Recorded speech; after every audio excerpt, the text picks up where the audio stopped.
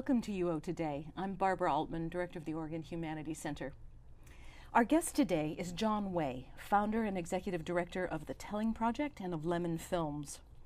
Wei is a writer, playwright, and producer. His work has appeared or is forthcoming in the Iowa Review, Glimmer Train, the North American Review, Vespertine Press, and Rivendell, among other publications. Wei was the executive producer of Telling Eugene, a staged telling of experiences by veterans and their families. The 2008 production was co-authored by Wei and by Max Reynard and directed by John Schmore.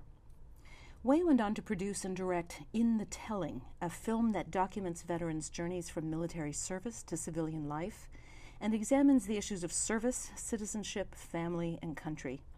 The film was co-produced by the Oregon Humanities Center, and it premiered at the University of Oregon on November 4th, 2011, as part of the 2011-12 Conflict series.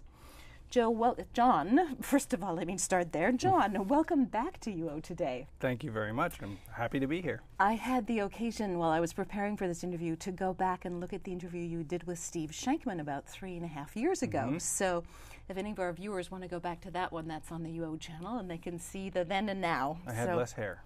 You had less hair? It's grown out since then. That's true. You have less hair.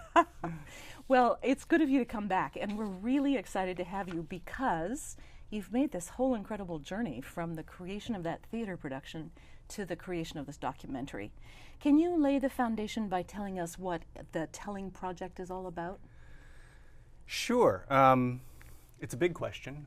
Having had 4 years to think about that, I have any number of answers. But I think that the most succinct answer for me, and I'll qualify that in a moment, but the most succinct answer for me is that essentially what we do is we try to create opportunities for a veteran community and a civilian community to talk about what their military has done in the service of the country.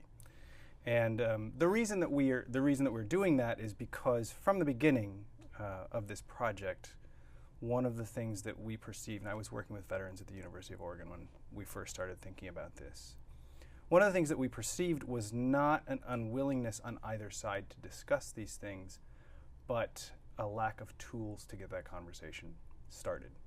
I think coming out of the Vietnam War, there was a real reluctance to talk about military experience on both sides.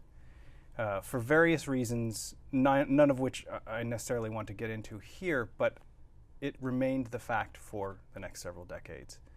And we really didn't have to challenge it until the most recent decade, because we hadn't really seen a significant conflict. We'd seen, of course, the first Gulf War. It had lasted 2 weeks. And after that, there had been a significant drawdown in the size of the military.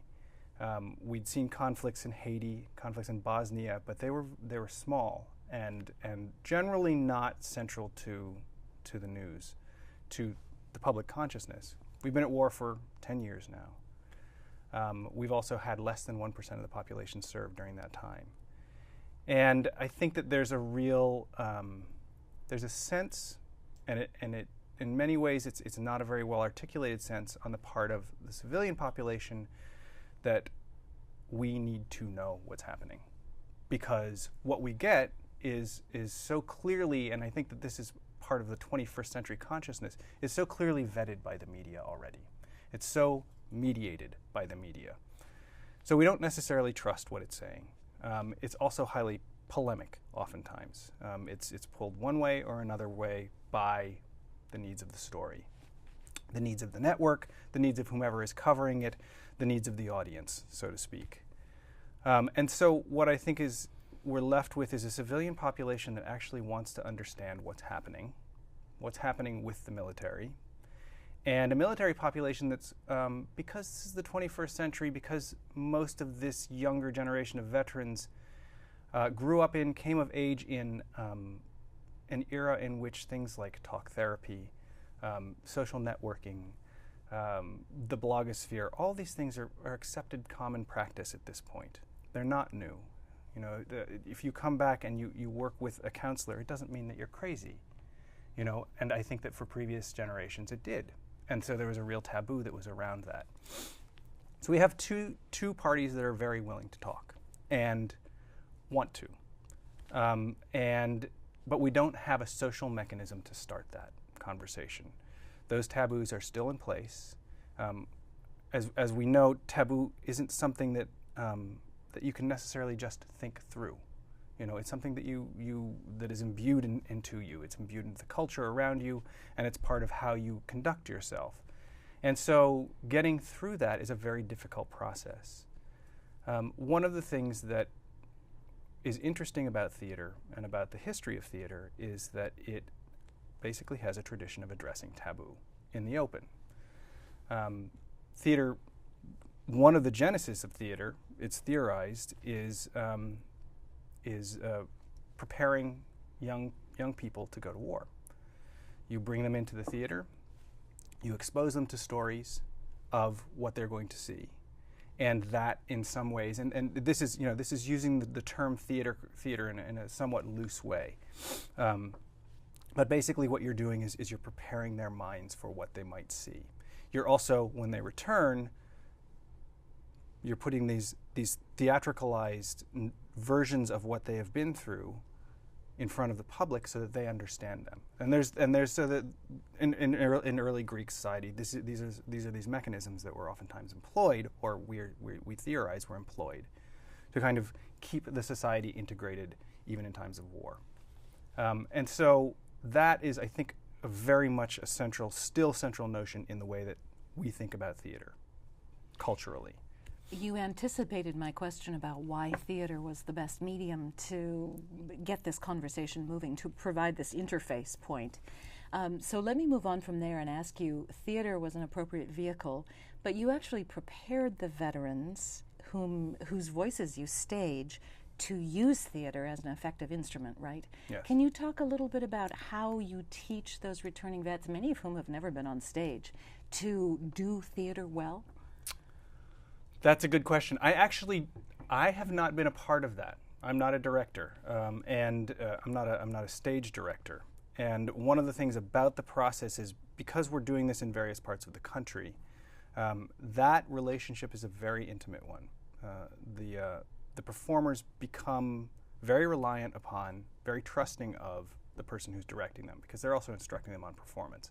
And it's a long process. It usually takes 2 to 3 months, meeting every week, at least once a week, oftentimes more than that, and basically sort of incrementally exposing this person to deeper and deeper and more sort of, not necessarily difficult or dark, but concealed parts of yourself.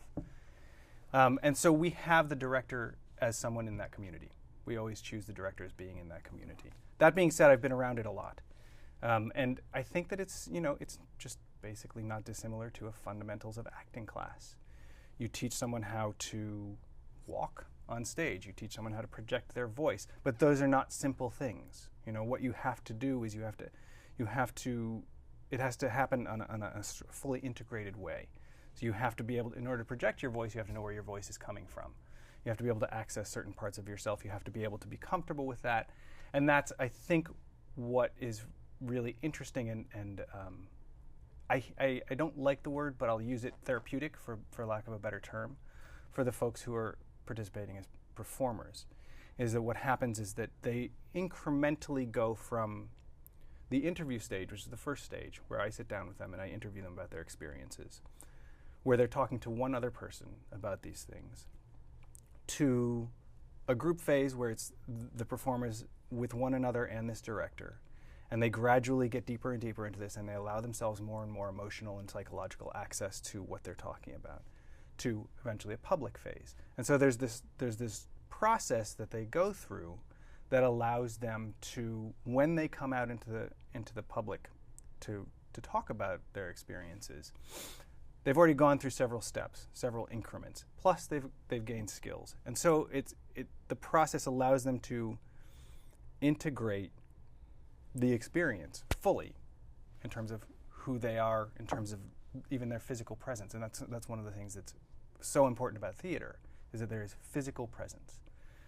You are actually putting people in front of other people, and there's something that happens when you do that that does not happen with any other medium. It's a very powerful alchemical,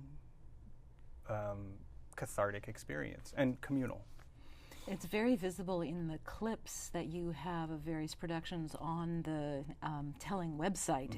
You can see that these people are using their bodies, their physical presence in a very effective way. So it obviously works. Have you ever lost anybody in that process, veterans who thought they might want to participate but really didn't take to or want to do the training process? Very early. We've had a couple of people who started the process of training and decided it wasn't for them. That actually happened in Eugene. It's happened in most of the productions we've done thus far. One or two people. The interview stage is a very different stage, and we emphasize when we're talking to communities, it's a discrete phase. If you want to interview, you don't want to perform, that's absolutely fine. If you want to interview, you want to see if you want to perform, that's fine as well. Within the first couple of weeks, we want to make sure that you are either committed or not. I don't know that we have had anyone who doesn't already have stage experience who hasn't at some moment in the process of performance training and rehearsal had serious cold feet. Very, very, profound anxieties. People who have already been on stage, it's much less likely that it's going to happen for them. People who've never been on stage and are getting on stage, who are getting on stage for the first time and are talking about themselves, I think it's almost universal that at some point they take a step back and they say, I don't know if I can do this. And then it's the job of the author producers and the directors to just talk to them about it and imbue them with the confidence that they need to move forward. Universally as well, related to that, we haven't had anyone who's regretted it, ever. In fact, we haven't had anyone who's even come close to regretting it. I'm not saying that will never happen, but I am saying that there is something that happens when you tell your story, when you share something that's really vital to you and potentially very difficult with the community, which doesn't happen in any other forum. It doesn't happen in any other kind of therapeutics situation, as far as I know. It's a powerful thing because it's not simply about the self, it's also about rearranging, reinforming, and essentially just transforming the context in which you are living. And that can't happen in private therapy. It doesn't happen in that way. It's very different ends in private therapy, and I'm in no way criticizing. I think that the two have very, very strong resonances, and obviously private therapy is extremely important. But what I'm saying is that there is something that happens in that communal environment that happens. I've never seen it happen anywhere else. It's very interesting. So it's powerful not only for the audience, but also for the participants. Absolutely. Yeah. Absolutely. John, are you a vet? No. But you were working with veterans here on campus when Yes. you launched this. Yeah. Okay. I want to ask you to show off your T-shirt, first of all. It says Telling. Yes, and there's a little logo down here. Oh, excellent. Thank you very much. Yes. Okay. And I wanted to ask you whether you had to play with the name. It's such a great name. Oh. Telling is so fabulous. And now in the Telling for the documentary, how much consideration was given to those? Quite a bit. And, I have to give credit where credit is due. Max Reynard came up with Telling. Actually, in that first interview, I believe we were still calling it by its first incarnation, which was True, which I ended up being very happy that we did not stay with that. I'm not really sure why, but it just it wasn't quite as right. And Max came up with Telling. We talked about it for months. I mean, we just went back and forth. We were trying to figure out what would be something that would actually represent what we were doing. And Telling, it's an action. It's not a quality. It's not a goal. It's not an idea. And that's what this is. It's an engagement. It's a relationship. It's a process. It's something that's dynamic, and it's something that doesn't end. It's something that and that's one of the things that's interesting. Getting to the film now as well. what we see in the film and what film can do that a performance can't do is that it can document things over time. So we look at the performance, we look at the build up to the performance and then the performance, and then we get to see where these folks are 3 years later. And what you see in that's germane to this is that these notions of transition and reintegration and the return to being a civilian, they're essentially, I think that they're essentially fallacious, and not in a pernicious way, but I think that there's a misperception there. I don't think that you become a civilian again after you have been a soldier. Just in the same way that you don't go back to being a junior high school student after you graduated from high school. These experiences change you. They change who you are. They change your character. They change you in ways that are very important and fundamentally, it's a passage of time. It's also a tremendously engrossing experience. And as a result, I think that to ask or to expect something as seamless or as seemingly seamless as reintegration, transition. Transition is perhaps a little better word, but there's still an expectation that it's a finite process, and it's not. These folks are veterans, and they will be veterans for the rest of their lives. And yes, are they going to move on? Absolutely. Are they going to stop thinking about being, a soldier every day? Sure, of course. Is it something that distinguishes them? Absolutely. And it will never stop distinguishing them, and it shouldn't. And I think that at some level, I think that one of the things that Lemuel in the film, Lemuel Charlie, he's one of the veterans that we talk about, that he talks about in the film is how in Diné society, he's Navajo, the way that the warrior is brought back into the family and into the society is not simply that the warrior is brought back and expected to change, but that everybody changes around him or her as well. That's part of it. We ask young men and women to go and serve their country, and I think that reciprocally it should be expected of us that when they return, we understand what that means. And we integrate that. That it's not a matter of them transitioning. It's a matter of a change having happened and recognizing that. And in some ways, perhaps institutionalizing, I'm not sure exactly what that would look like, but in some way, rather than trying to capture that experience and keep it there, and then make it their responsibility to then carry it to themselves for the rest of their lives, I think that's the detriment of everyone. I think that our society has a great deal to learn from the people that we've asked to serve. And I think that these folks would be very pleased to have a society that understands, to a certain extent, to the extent that they can, what they've been asked to do. And reintegrates around them rather than expecting them to assume a life they're not necessarily equipped for or that they've grown out of, in a sense. As you said, I think it's citizenship. Yeah. I think that that's a right of citizenship. If we are going to ask people to do things for us, then we have to in some way sustain what they have done. So let me turn back to the purpose of making the film. You pointed out that the film can deal longitudinally with change, and it incorporates some information about what happened to the vets whom you staged in the original Eugene theater production in 2008. Mm-hmm. But the film can also go places that a theater production can't. You made that point on the radio yesterday. How do you anticipate distributing the film?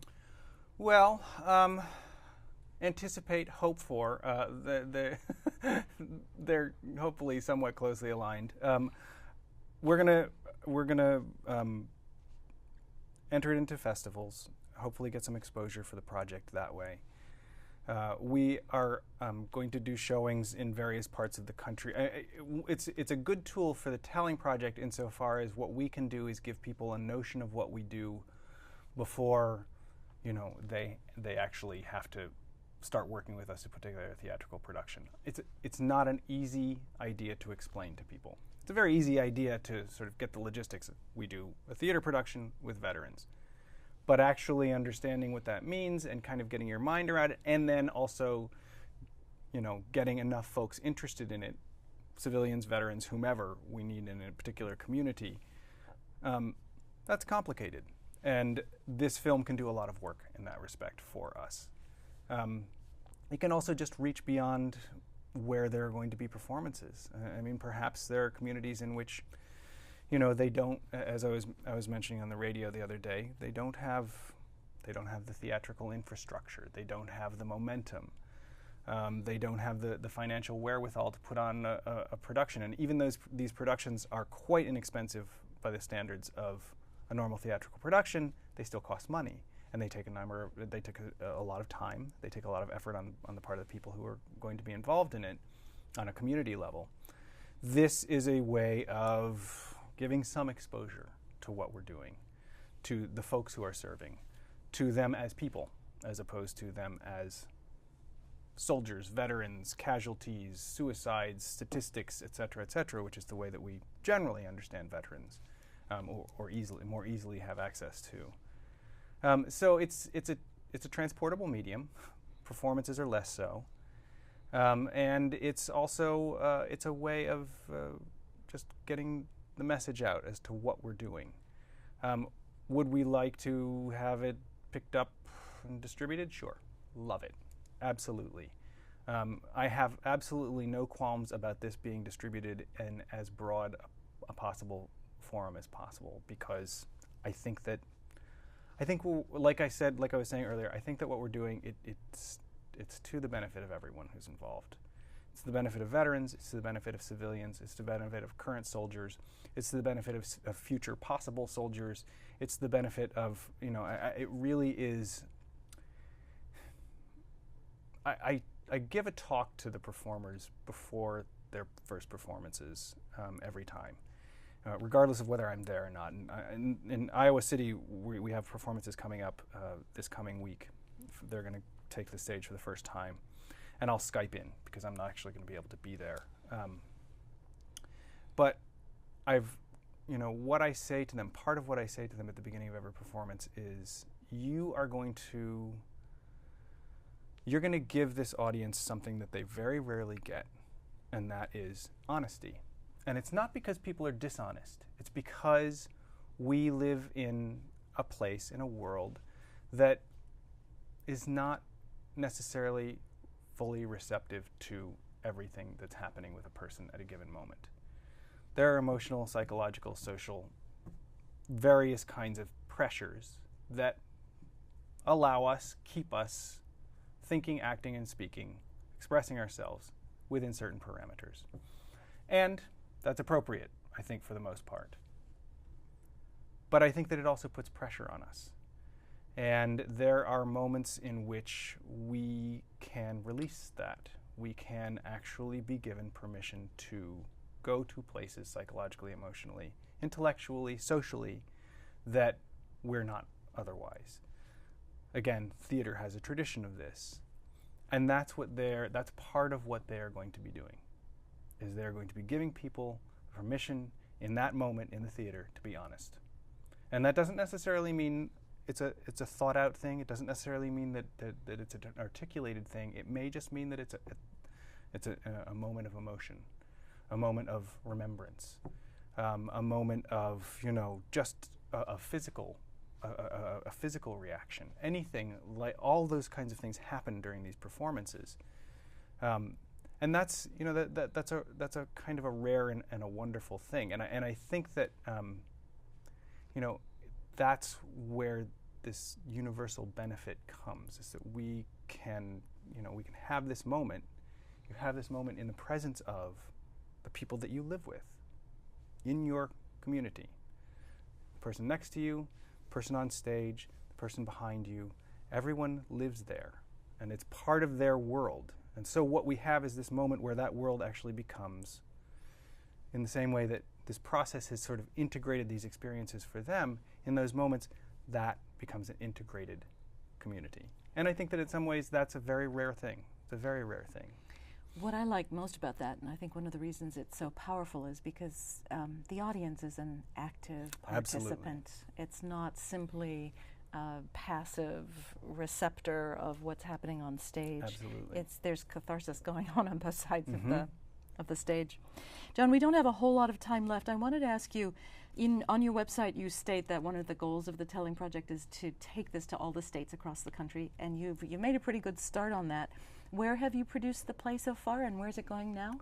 Thus far, we have original productions in Eugene and Portland, Oregon, Sacramento, California, Starkville, Mississippi, Mississippi State University is down there, Baltimore, Maryland, and now Iowa City.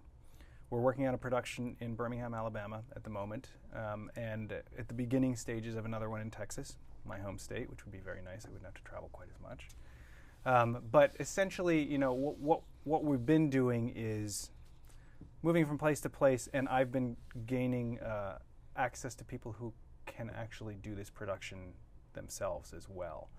And what will happen as this year and next year is I'll be able to start working with those people so that when we have demand for more productions than I can do in a year, I'll be able to give them that production.